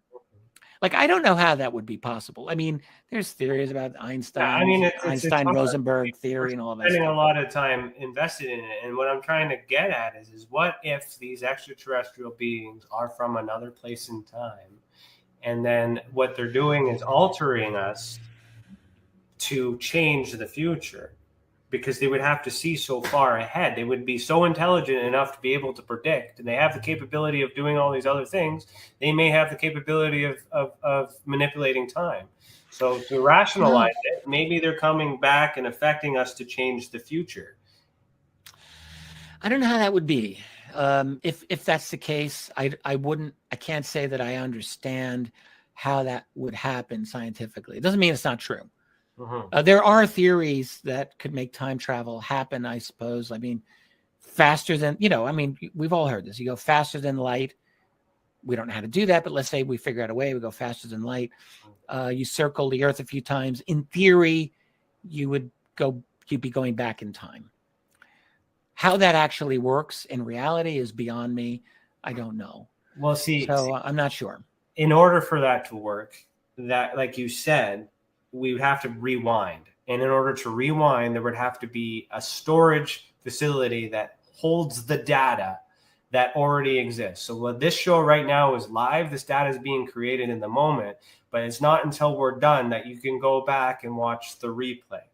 So technically, we're going back in time, in real time, to see something that's happened in the past. It's been documented. So in order for this to be possible, that would mean we're living in a machine. And there's, like, what are your thoughts on this? The whole simulation, because you talked about artificial intelligence. So are we in a machine? We've all wondered. I've wondered it many times. I've wondered many times. Are we in a simulation? And that would make sense, because then time travel could exist because it's documented, and then there's some controllers, as we just talked about, and then boom, they're not going to tell us any of that stuff, because if we find out that we're being controlled and manipulated in a simulation. I've gone back and forth. Here's why. A simulation like that could explain some very odd things maybe about the phenomena that we study. It could. I was just, I listened to what some physicists have to say about this, and the problem I think that the most of them have with it is that when they are studying the most minute elements of our reality, you're getting out to quarks and Higgs bosons and all of that stuff. It's very it's extremely detailed and extremely minute, and the relationships at this level of the subatomic reality is just so consistent and sophisticated, and it just seems a bit of a stretch to say that all of this is simulation. And the physical laws, in other words, that scientists have discovered and have utilized are of such a consistency that it would seem to mitigate against the idea of a simulation hypothesis. I'm not qualified to really say anything beyond that because I don't have the credentials or the knowledge, mainly. But I've listened to people who do have that knowledge and do have those credentials, and that's the kind of thing that they say, and it strikes me as credible. So I don't think that I believe we're in a simulation. I've listened to Elon Musk say, what was his statement? I think we have a 1 in a billion chance that we're living in base reality. I think it's a lot higher than 1 in a billion. And I think we probably do. We live in the base reality. But it doesn't mean that it's impossible. I've listened to both sides. Nick Bostrom, who came up with simulation theory, and a lot of other folks. They're really smart. They have a lot of good points to make. So I can't say that I know. Where do you sit on... No, this is good. This is good thought. I'm picking your brain because it's beyond the tinfoil hat. We go all over the place and see how deep dive we can get. Yeah, aptly titled program. Yeah. And this is part of my investigative mind too, of course, the analytical brain. So your position on what happens when we die. What happens then? See, I'm layering these. I'm having such a fun time with this conversation. I love talking. Why you want to have that beer? Because we've gone down this rabbit hole before. I love talking about this. Yeah. Yeah. In my life, I've gone through the whole gamut of beliefs. I've went through everything that you could imagine. I think I probably believed it at one point or another. Said this a few times. I don't want to repeat myself, but I had a kind of an intellectual opening when I was in my early 20s. At the time, I thought I was an atheist back then, but I had a dog. A dog is a good way to cure some things that are wrong with you. And this dog, so I was feeding my dog. I think I was like 21, 22. And my dog knew exactly what was happening. He sees me get a can of dog food and he's getting all excited. And I was watching him eat, and I thought, well, he's very intelligent. Like he knew I was about to feed him. He knows me. He knows a lot of things that I'm not even aware of, and sounds and smells. But he doesn't know how that food got into the can, that can of dog food. He doesn't know how we manufacture dog food because he's a dog. He doesn't know. There's a lot of things my dog just did not know. And I thought, well, gee, Richard, you think you're so smart. Your dog's at this level. You're at this level. What's at this level? What's at that level? What's beyond your ability to understand? And at that moment, I realized for me to think that I was an atheist, just because I could not at that moment get absolute scientific proof for what I felt I deserved, that's kind of prideful of myself. A lot of what the Greeks would have called hubris, And I thought, okay, so just chill out and be open. That doesn't mean be, what do they say? Don't be so open that your brain falls out, but at least be open to evidence. And so I've tried to be open to evidence the whole rest of my life. It's been almost 40 years since then. And what do I think? I can't say that I know, but I do think that we have what ancients called a soul. I do think that we have a non-locality to a certain element of our existence. So to our consciousness. I mean, I'm married to a remote viewer who literally, as a remote viewer in Canada, saw something in live time through the eyes of someone who at that time was in Tampa, Florida, 3,000 miles away from her. been well documented. It was an amazing thing. How the hell is that possible? How do you do that? How do you get outside of your own body, your own consciousness into someone else's? And she's not the only one who's done this. You've had remote viewers who have been able to see across not just space, but time, seemingly.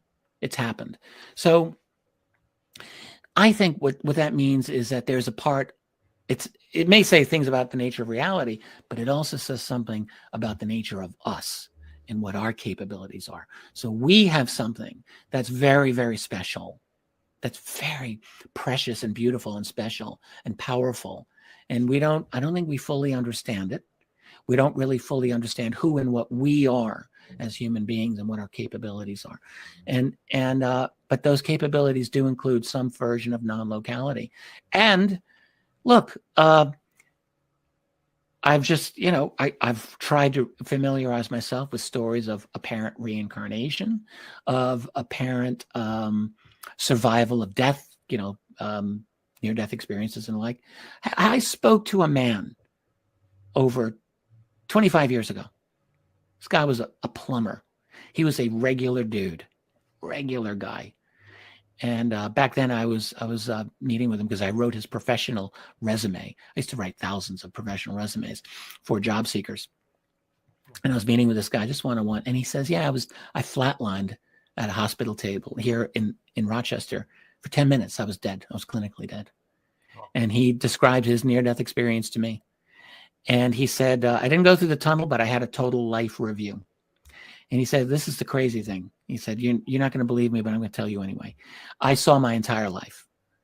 10 minutes, not long enough. So it didn't matter. I saw my whole life. And he said, not only did I see my whole life, but I saw it from not just my perspective at the time, but from the perspective of other people that I was with. And he said, and if I may say, from the perspective of God. He said, don't ask me how. I don't know. But I saw everything. And I didn't want to come back, but I'm back and here I am. And I don't fear death ever again. I'm not afraid of it. And that was this guy.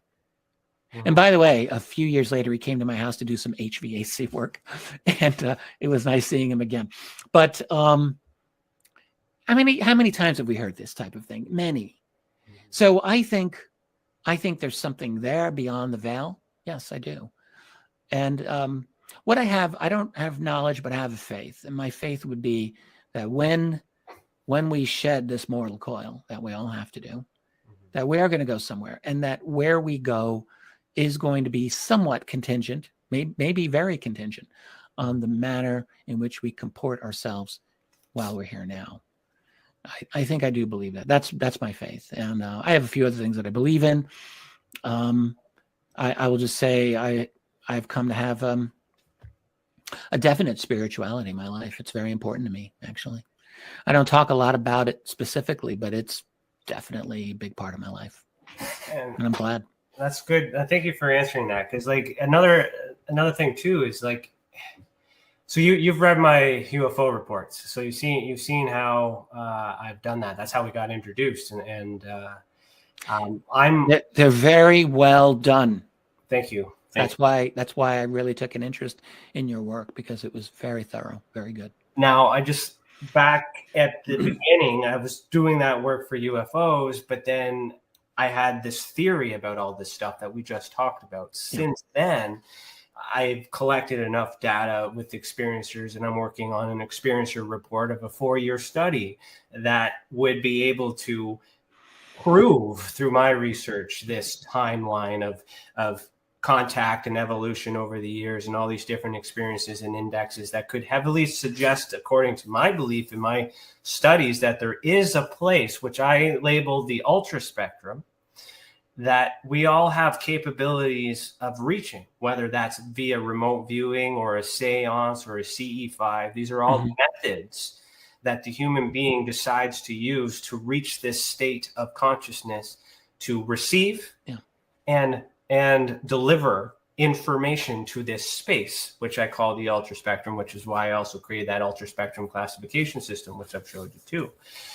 So I do think that I can get close enough to not, I can't say prove it, but draft up a hypothesis that through the experiencers that we have a lot of similarities together. We share blood. Well, I think it's eye colors. We share. There's a makeup to the ideal experiencer.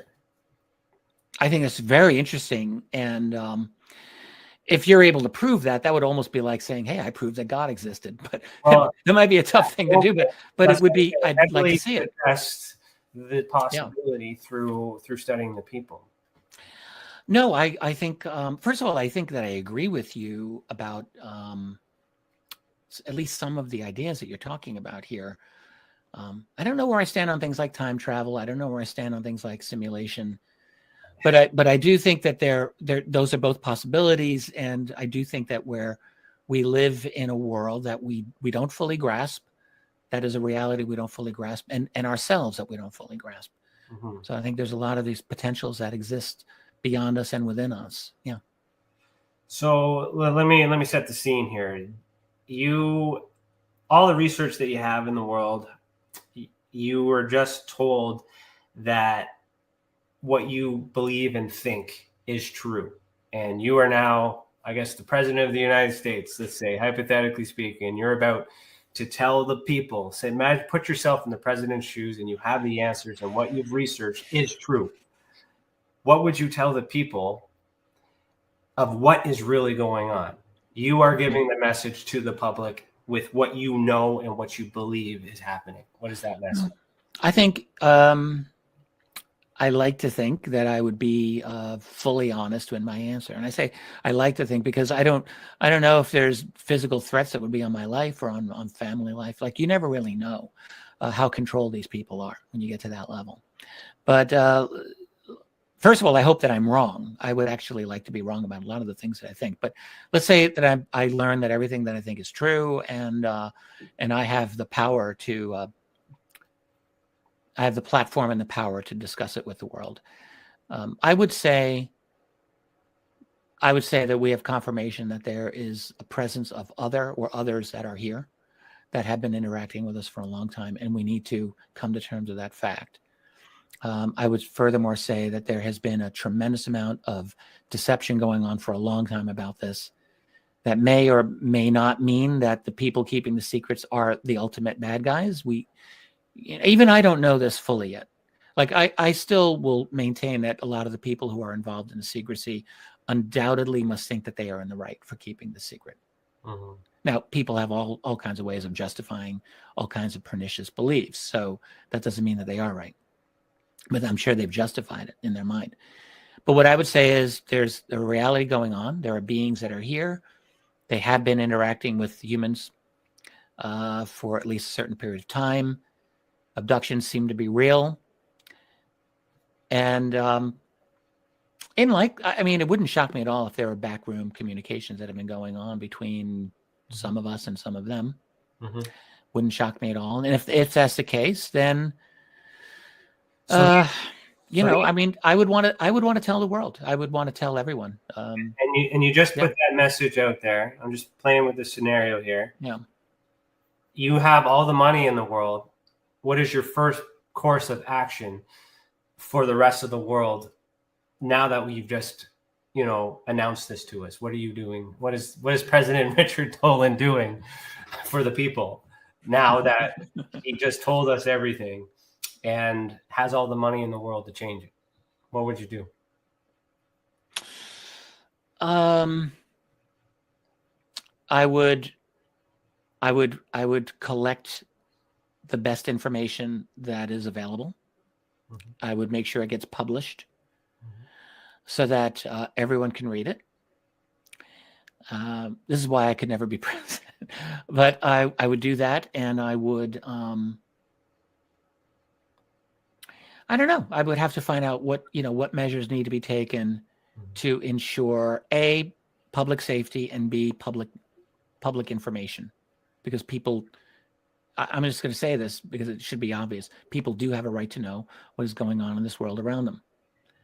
We can only be spoon-fed BS like little children for so long. At a certain point, we have to get to a point where we are not little children. Mm-hmm. At a certain point, we have to recognize, when are we going to get to the next level of whatever it is we're supposed to be? And, the fact is that no one is ever ready for whatever next new crisis or challenge happens in their life. Never going to be ready. You're never going to be ready for your first kid. I don't care how well you plan for it. You're never going to be ready until it happens. And then boom, now you have to scramble. And that's the way with many, many important things in life. And some things happen whether or not we're ready for them. Mm-hmm. That's just the reality. And then we have to become ready. We have to make ourselves ready. So I think at a certain point, we're just going to have to be ready. We're going to have to figure this out. And that means international sharing of information and cooperation. It means a lot of things. Look, I can't pretend that I'm going to have every answer, because there's a lot of variables that I still don't know. But I'll say this: I think if I'm going to if there's one thing I believe in, if there's an ideal that I still maintain, it's that we deserve to have an informed citizenry and a functioning representative form of government. Mm-hmm. Now, we've done a lot of things in the last several generations to undercut our ability to do that well. I really do think there's been a significant degradation of our civic discourse and our public education and ability of people to know things. I think all of that's gone down significantly. So that's a problem. So we need to fix that. And one way to fix it is by shocking the public into realizing, wow, we're in a situation here, and we've got to be on our A game. Mm-hmm. So I think that's the one good thing that you can hope for out of disclosure, is that it's such a shock to our system, by which we realize, whoa, we have been lied to. We have been living in fairy tale land for at least 80 years, since at least the 1940s, maybe longer. We've been spoon-fed fairy tales, and we need to now recognize that we're no longer little children, and we have to be like adults, and we have to be responsible. We have to be mature, and we have to figure out what the hell's going on and what's the best way to deal with it. That's all utopian. This is as utopian as I will ever sound. And I'm an anti-utopian. I don't believe in I think utopians, they scare me, to be honest with you. But the reality is that disclosure could very likely exacerbate a lot of the cultural and social tensions that we already have, frankly. You think about it. There's an announcement that aliens are here. You're going to have, right off the bat, two different camps. You're going to have very devout evangelical Christians on one side, and you're going to have very strong, New Ager types on the other, and they're going to have totally opposite takes on what these beings are. And there is no bridge long enough that can cover that gap. It's not possible. And then you're going to have a lot of other opinions as well that will be equally incompatible, probably. So we're not going to have an easy time agreeing on what we're dealing with. It'll take generations before we develop a consensus, and it'll be messy before then. But it doesn't matter. Convenience doesn't matter. What we want doesn't matter. This is, I don't know how much in control we really are, but this is going to come out, because it's an inevitability. It will come out. So I'm going to throw another layer on here, and then I'll help pull you out of this rabbit hole. But on this, and I'm going to dance around this geopolitical concept, because I know we don't want to get anything in trouble. But I got to ask, with this thought, is we're looking at this from an assumption that it's the United States of America that's going to address the world. So if you had one step higher, where you had a choice of which nation should be on top of this, you don't trust which nation would you think would be the best? It ought to be the United States, not because the United States is the best or the strongest or whatever. No. It ought to be the United States, because all the evidence shows that the United States has had the longest and deepest interaction with this phenomenon, at least through its military, for many, many years. Like And plus the United States is just, in the Western collection of nations. So let's the US, Canada, EU, Australia, New Zealand, a few others, Japan. The US obviously runs it. The US is the big dude there. So it, on that basis, should be. But there's other countries in the world. And what we're seeing right now is the breakup of a unipolar world. We're seeing it break into a multipolar world, obviously. So there's Russia, there's China, there's India. They're all outside the US bloc now. There's Turkey, which is about to come out. Saudi Arabia is probably going to break out. I mean, it's astonishing what's happening. What's stopping them from coming forward, especially with the way that we fight with each other, racing to the moon, racing to do all these other things? What's stopping them from blowing the whistle on this? Because they are every bit as conservative on this matter as the United States. That's why. So, I used to wonder, would Putin in Russia do it? He could. He's got the knowledge. Putin was is a great admirer of Yuri Andropov, who was one of the last leaders of the Soviet Union. And Andropov also ran the KGB for the longest period of time of anyone there. Andropov was deep into UFOs. Well, you know this for a fact. And Putin totally admires Andropov. Do you think Vladimir Putin doesn't know a lot about UFOs? He knows a lot about it. There's no question. Why doesn't he disclose? Because he also, all of these people, and Xi Jinping of China, it's the same thing. These people want stability in their nations. Mm-hmm. They don't, and the UFO disclosure will do nothing if not rock the boat. It's going to rock the boat. And also, Russia has the largest natural gas reserves in the world, and they have one of the largest oil reserves in the world. UFO disclosure, when taken to its logical conclusion, very likely could lead us to a post-petroleum, post-hydrocarbon energy paradigm. It's totally possible. Whatever these objects used to go from one point to another point, it's probably not high-octane gasoline. So whatever it is, there's an answer in the UFO mystery that would take us beyond petroleum, beyond natural gas. And if you're someone like Putin or Xi Jinping or any of these other nations, changing your energy infrastructure, especially for Russia, what's in it for them? Nothing's in it for them. So I seriously doubt they're just going to go disclose on that basis. I doubt it. See, this is the interesting thing about that is we fight about a whole bunch of different things, but yet we're all going to protect the secret of UFOs. Yeah. So that would suggest it's a stronger being or of existence that has control of the entire. Well, maybe not. It's possible, yes, but it's quite possible. I mean, most countries don't disclose because they can't. They're not gonna piss off the United States. I mean, we learned after Edward Snowden that the U.S.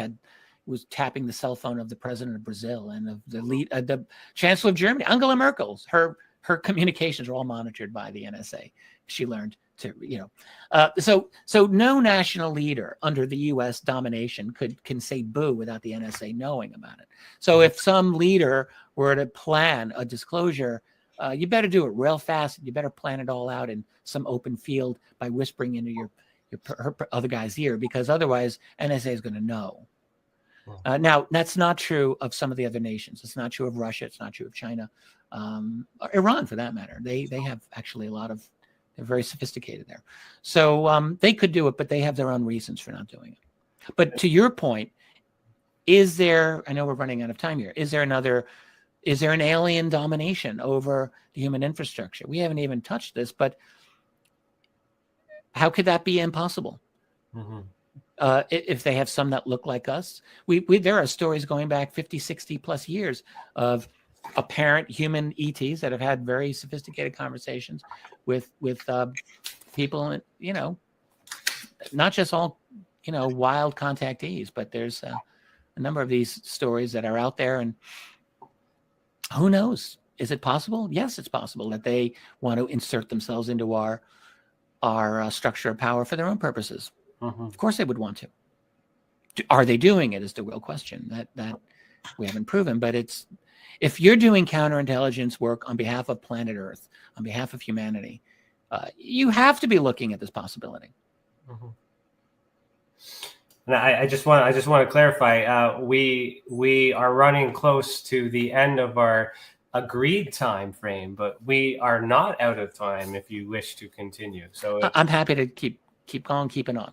Okay. So so we can do an after chat and bring you in onto that, or we can just keep trucking along and. Yeah. Well, I mean, we chatted with Stacey before we start. If she likes to come on, that's fine with me. Okay, so this is what we'll do. We're going to play the after chat video. We'll end the show, and then we'll play the after chat because the after chat is only for YouTube members. So for you listening to the audio replay, this conversation will happen on YouTube. So for those who are listening, thanks for listening. Keep your eyes in the sky. Heed the world, and we will see you next year. Or in the after chat. So if you guys are still here, we'll see you in like a couple minutes. All right. That's it, everybody. That is a wrap. That is the end of it all. Thank you for joining me tonight. I look forward to seeing you back next week, where we'll continue to have this conversation deep down into the rabbit hole in which we call the ultra spectrum. Thanks for joining us. I said that already. Oh well, fuck it. Heed the world.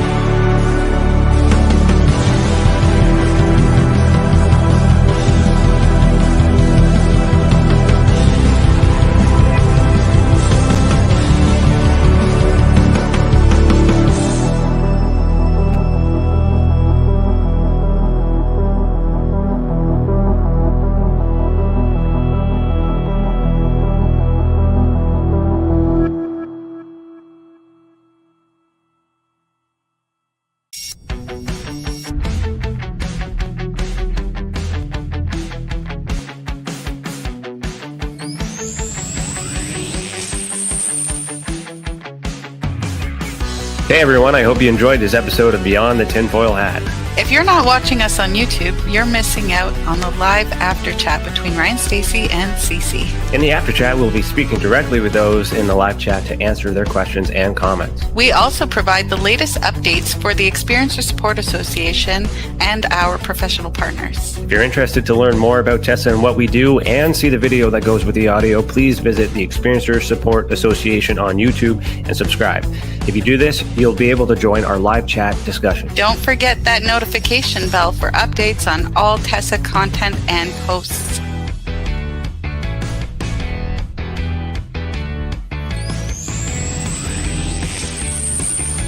Consider becoming a member of the TESSA channel for additional perks and exclusive content.